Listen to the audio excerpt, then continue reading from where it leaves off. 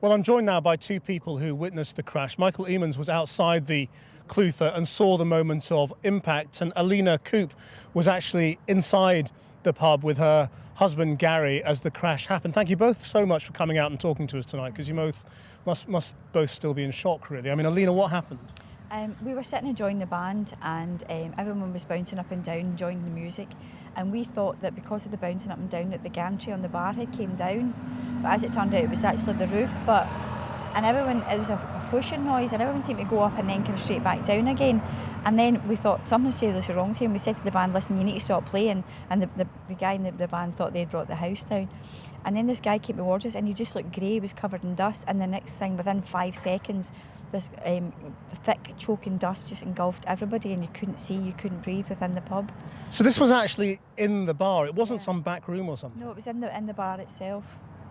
And you had no idea what was going on at that stage? No, nothing at all. Just we knew that there was something seriously wrong had gone on. Michael, you were outside. What did you see?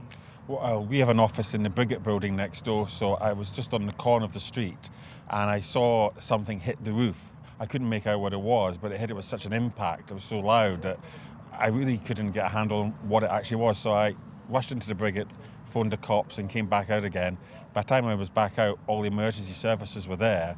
Very quickly? Yeah, very, very quickly. I mean, instantaneously, it's almost like they knew it was going to happen almost, because they was just on the balls and they were so quick and so efficient. And I asked them, is there anything else I can do? Because I'd phoned the police, but also I'd asked them what actually caused it. And I think even they were shocked and full of disbelief about the fact it was a helicopter. They couldn't quite believe it themselves, So, Alina, you're inside the pub now and commotion has broken out. What happens next? It wasn't really a commotion. It was actually, everybody was quite calm. But they were kind of starting to panic because they couldn't find the exits, because nobody could see and nobody could breathe. And I just pulled my dress up over my nose just so I could breathe better. And I said to everybody, hold on to each other and we'll make a line. And I always carry a torch with me, and I took my torch out and it was really bright. I said, follow the light towards the door, and there was I think it was about a dozen people came along in this little train to get out the door, you know what I mean? So we're going out, and they all managed to get out safely. This is amazing presence of mind. I mean, where does it come from? I just always carry a torch with me. It's just my thing, that's all, and people laugh at me for it, but again, it's just one of these things, if you need to see you've got a torch. I know people are going to be laughing at this, but and then we got outside and my husband was there, and he went over to the other door to help start pulling people out, and I was on the phone to the emergency service. We need multiple ambulances, multiple fire crews, and an ambulance came up at that point, but I think the first paramedic came out was just so overwhelmed by what was in front of him, because it was just scenes of devastation. There was people walking wounded, bleeding, and just, you didn't know what happened. And people were saying a helicopter, but you couldn't smell fuel, and I know they have protected fuel tanks, so I'm thinking, well, maybe it's not. I mean, it's maybe just something else. And I said to the paramedic, give me gloves, give me swabs and things, and I'll help you do triage and kind of look after people. And I was putting gauze bandages onto people and started saying okay, you need to sit down here, do this. And my husband and his friend brought a guy out, his name was Norman, who was unconscious, and they laid him in the path, but then they moved him around I said, you need to move him around to the side because he's in the way. And I was dealing with him, and eventually he came to, and his leg was badly broken. But I turned at one point and I looked, and everybody else seemed to have been moved back, and they were behind a cordon. And then I looked again and there was nobody there, and there was myself, and there was a girl who was a nurse who'd been into the pub seeing the band as well. She was there helping out as well, and we were kind of there ourselves, and it was just bizarre to look around and there was nobody there apart from professionals. And did you have a strong sense at that stage that people had lost their lives? I knew it wasn't going to be good at that point because it was just so serious looking. Do you know what I mean? The building was down, and obviously the helicopter was on top of the roof, and the way the firemen were breaking the window to get in, and at that point then they actually brought someone out and laid him on the ground next to me, and I knew the man was dead. As I say, the fire crews were really so professional. They looked after this man's body and then took him away, do you know what I mean, to a safe and quiet place, because then they had to go back in to try and bring somebody else out. And my condolences go to everybody who's lost their family members and friends within that pub today. Michael, you were outside watching all of this. I mean, what could you see?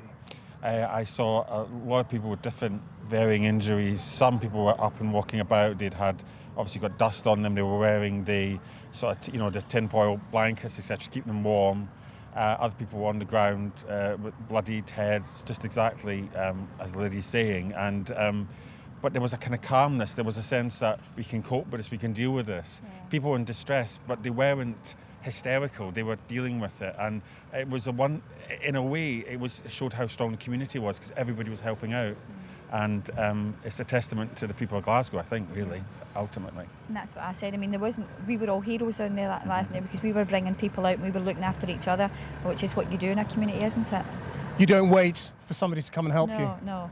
And then once we were kind of like did our bit, the professional stepped in and did it the right way for everybody, and obviously they're still doing their job just now, and they're doing a marvellous job. And the Holiday Inn Express were superb, because they brought everybody in and made a crisis centre, so everybody had somewhere to go and somewhere that was warm, and they gave out hot drinks and water and made sure that everybody was safe.